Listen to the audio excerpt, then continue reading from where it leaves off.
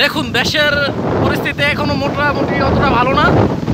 আপনারা দেখতে পাচ্ছেন যে নদীতে কত স্রোত এবং পানি প্রতিনিয়তই উপর দিকে উঠে যাচ্ছে এবং ঘন্টায় প্রায় 80 থেকে 100 কিলোমিটার গতিবেগ বাতাস বইছে। দেখুন কি পরিস্থিতি, চারিদিকে পানি আর পানি। সমুদ্রের কিনারে যারা আছে তাদেরকে 3 নম্বর বিপদ সংকেত দেখিয়ে যেতে বলা হয়েছে। দেখুন ওই জায়গায় 2 জন লোক দেখতে পাচ্ছি, দেখি ওদেরকে জিজ্ঞেস করে। বড় ভাই এদিকে আসেন তো একটু, আপনাদের সাথে একটু কথা ছিল। আপনাদের সাথে একটু কথা ছিল, আপনাদের সাথে আসেন তো একটু।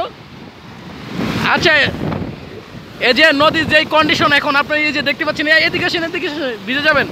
যে কন্ডিশন মানে এই পরিস্থিতিতে আপনারা যে এখন এই যে এই জায়গায় গোসল করতে এসছেন, বৃষ্টির পরিস্থিতি বলার বাইরে, মানে আমরা বাতাস উঠে এলে কেমন অবস্থা ভাই দেখেন। এই তুফানে এত তীব্র, এত মাটি, আমার পুরো চুল উঠে গিয়েছে। কি অবস্থা দেখেন, দেশে কি করে সরকার নাই, আমাদের কি দেখতে পারে না? অবস্থা দেখেন মেয়ে, কি অবস্থা, এভাবে কি থাকা যায়? চুলমুল কিচ্ছু নাই, কিভাবে থাকি আমরা? কি মানুষ বলে তো কেউ দেখে না। দেখেন আপনারা এটা ভাই, দেখেন এই নদীর এই অবস্থা, সরকার পর্যন্ত কিছু করতে পারে নাই। মানুষের জুতা ধুয়ে পর্যন্ত এই জায়গা দেখেন, মানুষের মাইনা পর্যন্ত জায়গা এই অবস্থা, বুঝেন কি কারণ জুতা ধুয়েছে।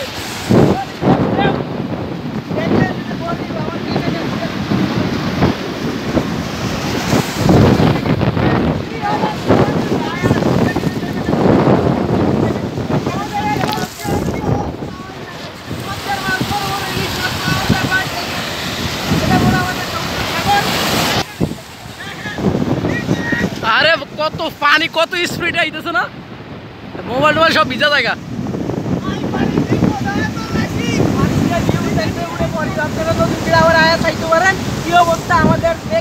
ঠিকানাটা আবার বলে দাও।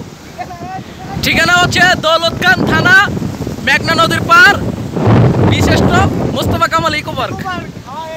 কি অবস্থা, বলবেন আয়া দেখতে মজা করবেন। ওখানে ওখানে পাহাড় আছে, সব কিছু আপনার নতুন দিলে ঘুরে যাওয়ার চাল ঘুরে দিলাম আপনাকে। দেখেন সব এদের মধ্যে সুন্দর জায়গা আছে, বাট আমাদের মেঘনা পদ্মা নদীর থেকে এই জায়গাটা অনেক ভালো। বিভিন্ন বড় বড় মাছ পাওয়া যায়, ইলিশ মাছ, পদ্মা মাছ, বড় বড় মাছ পাওয়া যায়। আপনারা আসবেন, আসলে দেখবেন কি স্বাদের মাছ। আমাদের এলাকা আছে, পাশাপাশি সমস্যা নাই, আসবেন, আইসে সবাই ইয়ে করবেন, জায়গায় যাবেন। এরপরেও আপনারা যদি আসতে বলতে আমাদের নাম্বারটা যোগাযোগ করবেন, আমার লাইক কমেন্ট করে দিবেন, কইরা তারপরে শেয়ার করে রাখতে দিবেন। বর্তমানে যোগাযোগ করবেন, তাইলে দেখবেন কি আসতে পারবেন। তোমরা কি মাছ ধরবো যাইতেছো নি?